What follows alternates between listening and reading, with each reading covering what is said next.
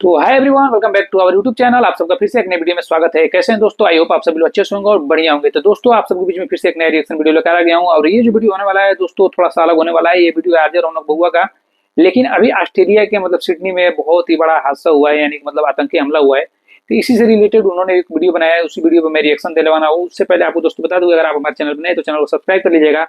चलिए दोस्तों, आप लोग ज्यादा टाइम वेस्ट करते वीडियो करेंगे स्टार्ट और एंड में करेंगे वीडियो के बारे में बात। तो let's get started this video. दोस्तों, मेरी ये पिक्चर्स देखिए आप, फोटोज देखिए आप। ये बॉन्डी बीच सिडनी की फोटो है। 2018 में मैं वहां गया था और कल अचानक वो बीच मेरी आंखों के सामने आ गया, क्योंकि यहीं पर कल हुई एक शर्मनाक बीच के और दर्दनाक हरकत। Mass shooting incident that has taken place in Sydney, Australia, at the very popular global tourist destination of Bondi Beach. Breaking news of a major situation unfolding at Bondi Beach this evening. Breaking news coming in from Australia. 12 people have died in a shooting in Sydney. Police say targeted sad. the Jewish community.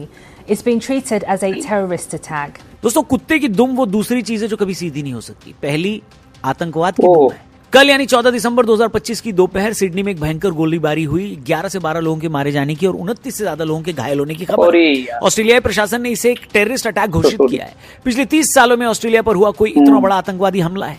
इस गोलीबारी में आतंकियों की तस्वीरें भी social media पर viral हैं। इस हमले में कहा जा रहा है 2 आतंकियों के हथियारों के साथ आने की पुष्टि पुलिस ने की, जिसमें से एक का वहीं एनकाउंटर कर दिया और दूसरे को हिरासत में ले लिया गया है। 2 लोग 12 लोग को मार, सोचने वाली बात।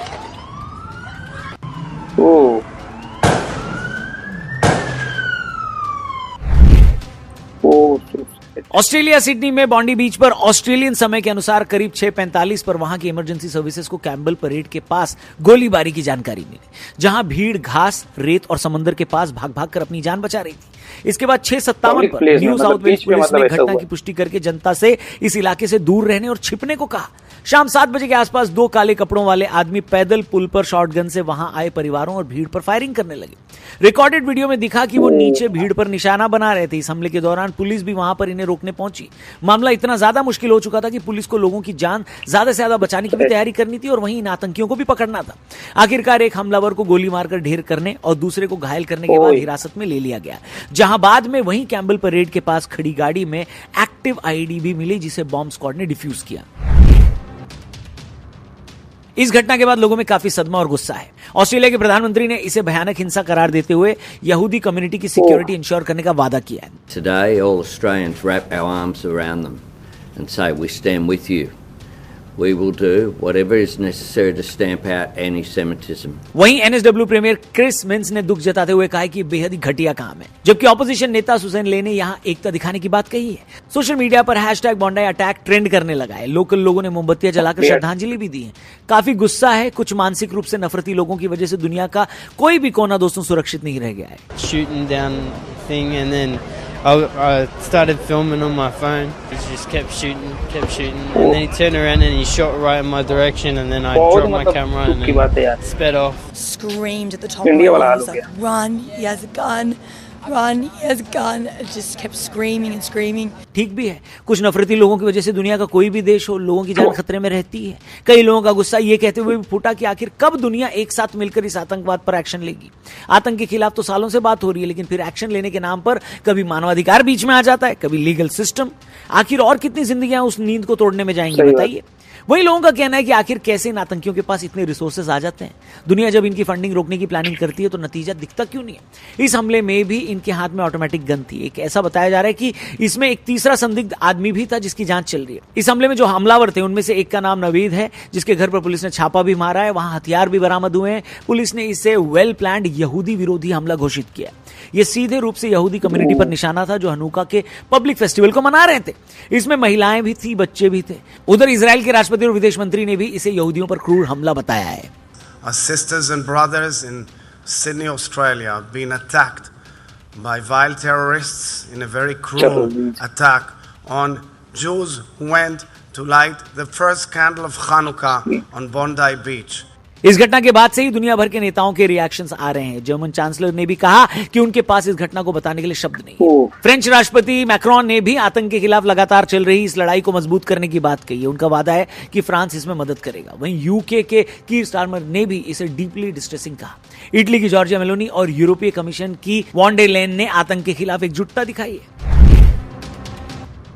दोस्तों, आतंकवादियों को आतंक फैलाने का कोई क्या? कारण तो चाहिए नहीं होता है, हम सबको पता है कारण क्या है, लेकिन खुल्लम खुल्ला उसको बोला भी नहीं जा सकता क्योंकि सबकी कायदे से फटती है। जैसे एक पागल कुत्ता सिर्फ लोगों को काटने दौड़ता है, वैसे ही दिमागी रूप से नफरती, जहर में अंधे हो चुके ये आतंकी भी सिर्फ लोगों को मारने दौड़ते हैं। दरअसल इनका असली मकसद हनुका फेस्टिवल में जमा यहूदियों को मारना था। दरअसल हनुका फेस्टिवल के पहले दिन Hanukkah by the sea programme celebrate किया जा रहा था, जिसमें सैकड़ों यहूदी समुदाय के लोग जुटे थे।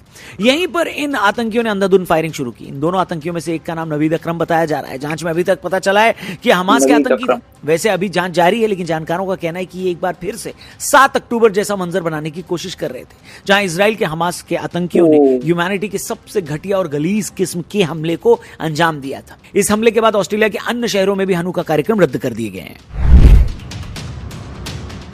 दोस्तों, यहूदियों को दुनिया भर में वायलेंट हमलों, तोड़फोड़, सड़क उत्पीड़न और आतंकवादी घटनाओं के माध्यम से निशाना बनाया जा रहा है। खासकर 7 अक्टूबर 2023 के हमास हमले के बाद से यहूदियों को दुनिया भर में निशाना बनाया जा रहा है। ऑस्ट्रेलिया के बॉन्डी बीच पर 14 दिसंबर को हनुका फेस्टिवल में हमला करके निशाना बनाना उसी का हिस्सा है। अमेरिका में 2025 के पहले 7 महीनों में 3883 एंटी सेमेटिक इंसिडेंट यानी यहूदी विरोधी घटनाएं हुई, जिसमें वॉशिंगटन में इजरायली दूतावास पर गोलीबारी और कैंपस वायलेंस शामिल है। यूरोप में बर्लिन होलोकॉस्ट मेमोरियल पर चाकूबाजी, फ्रांस में फ्री गाजा ग्राफिटी और ब्रिटेन में सिनागॉग पर कार हमला जैसे मामले हाल ही में सामने आए। ये साफ बताते हैं कि एक कम्युनिटी के खिलाफ आतंकियों की नफरत कितनी ज्यादा है। वहीं फिलिस्तीन में छिपे हमास आतंकियों पर इजराइल के जवाबी हमले के बाद से वहां राख हुए माहौल को देखकर दुनिया भर के आतंकी संगठनों ने अपने वर्कर्स के अंदर इजराइल और यहूदियों के खिलाफ नफरत भरनी शुरू कर दी है। उसी नफरत का नतीजा ऑस्ट्रेलिया की इस घटना में दिखा। दोस्तों, इस हमले के दौरान जो एक सबसे मजबूत तस्वीर निकलकर सामने आई वो है एक कॉमन मैन ने वहां पर एक आतंकी के हाथ से बंदूक छीना और न जाने कितने लोगों की जान बचाई। ये वीडियो, ये तस्वीर आपने देखी होगी। कैसे इतनी हिम्मत दिखाकर इस नागरिक ने उस आतंकी को पीछे से दबोचा और उसकी गन हाथ से छीन ली। सोचिए, अगर ये काम वो न करते तो ये आतंकी और न जाने कितने लोगों को निशाना बना लेता। इस वायरल वीडियो को देखने के बाद भारत में भी एक सवाल बड़ी तेजी से पूछा जा रहा है कि भारत में भी आर्म्स ट्रेनिंग आम आदमी के लिए कब शुरू की जाएगी और क्या ये जरूरी है? आप इस बारे में क्या सोचते हैं? कमेंट करके जरूर बताइएगा। अब आप देखिए, हम एक ऐसे देश में हैं जिसने आतंकवाद को इतने बड़े पैमाने पर झेला है। हम वो हैं जिसके सामने आतंकवाद को पालने वाला एक आतंकी देश खड़ा है बगल में। ऐसे में भारत के लोगों को बेसिक आर्म्स ट्रेनिंग तो मिलनी चाहिए, ऐसा लोग डिमांड कर रहे हैं। देश का एक आम नागरिक जब इस तरह की किसी सिचुएशन में फंसेगा तो सबसे पहले वो सिचुएशन अवेयरनेस और पैनिक कंट्रोल करने की उसकी ट्रेनिंग, क्रिटिकल थिंकिंग करने के लिए उसे तैयार करेगी। वैसे ऐसे सिचुएशन में वो न सिर्फ बेस्ट डिसीजन ले पाएगा बल्कि आतंकियों को पकड़वाने में भी मदद कर पाएगा। लेकिन हमारे देश में ये ट्रेनिंग कंपल्सरी नहीं है। हमारे यहाँ आज भी सिक्योरिटी एजेंसीज को ही ये दारोमदार दिया जाता है, जो कि ठीक भी है क्योंकि उनके पास रिसोर्सेस हैं, हथियार हैं और प्रॉपर ट्रेनिंग है।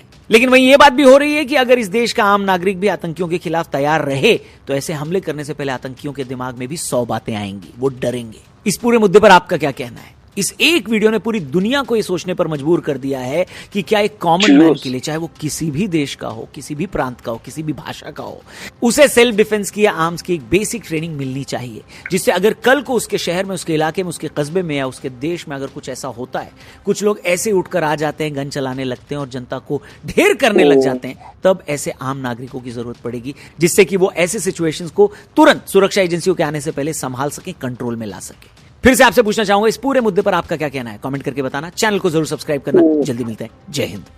सो सैड यार, मतलब बहुत ही एक दुख भरी मतलब ये न्यूज है, बहुत ही मतलब सैड न्यूज है एक तरह से बोले तो। जैसे कि इंडिया में बहुत सारे मतलब ऐसे आतंकी हमले हुए हैं, जैसे आप लोग को भी मालूम है। और जब चुनाव का टाइम होता है तो इंडिया में मतलब कुछ ना कुछ होता ही है। जैसे अभी बम ब्लास्ट हुआ है दिल्ली में, हालांकि लेटेस्ट अभी जो हुआ है।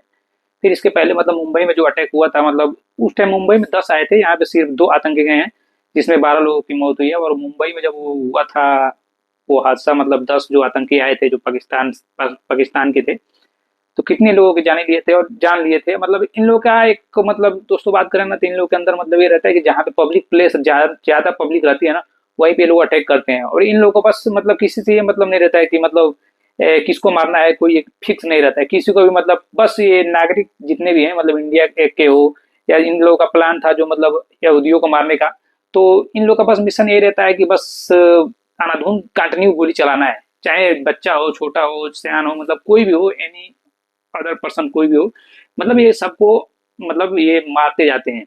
इन लोगों के अंदर इनको क्या है ना कि पहले फुल ट्रेनिंग दिया जाता है और मतलब इनको पूरा ट्रेन किया जाता है, इनको पूरा सिस्टम बाय सिस्टम बताया जाते हैं।